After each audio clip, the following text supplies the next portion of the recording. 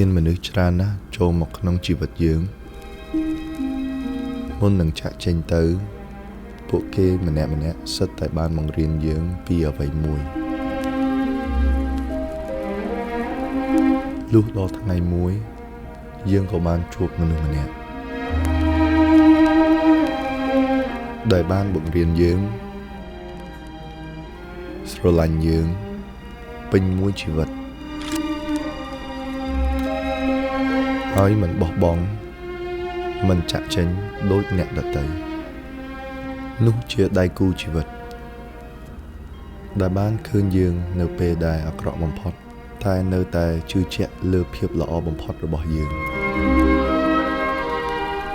អាពាហ៍ពិពាហ៍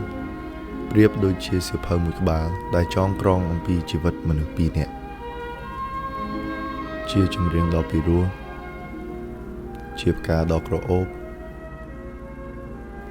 ជាចិត្តបរិសុទ្ធស្នេហាគឺជាក្តីស្រឡាញ់ហើយក្តីស្រឡាញ់ក៏ជាក្តីបារម្ភយោគយល់អភ័យទោសស្វែងយល់ជាអសត់ព្យាបាល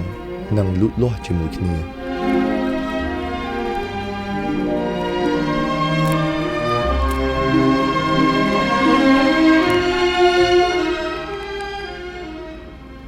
គេថា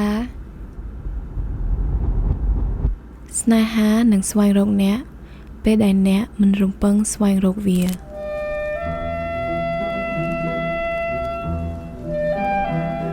គ្រប់គ្នាតែងតែបានឮពាក្យថាស្នេហ៍ពិតតែមិនមែនគ្រប់គ្នាសុទ្ធតែបានយល់ពីអត្ថន័យពាក្យនេះឡើយជាអារម្មណ៍មួយដែលគ្រប់គ្រាន់ពេញលេញសុវត្ថិភាព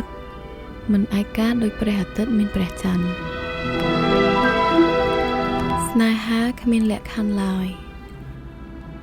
ជាភាពបរិសុទ្ធជាការផ្ដល់ឲ្យ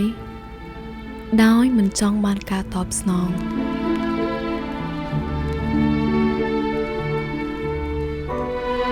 គ្មានផ្លូវជីវិតណា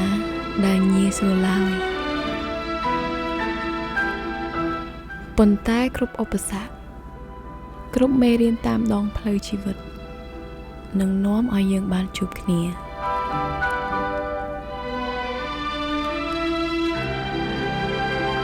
មិនថាមានអ្វីកើតឡើងក្នុងជីវិតនេះយើងទាំងពីរដឹងច្បាស់ក្នុងចិត្តថាយើងនឹងអាចជំនះបានព្រោះយើងមានគ្នា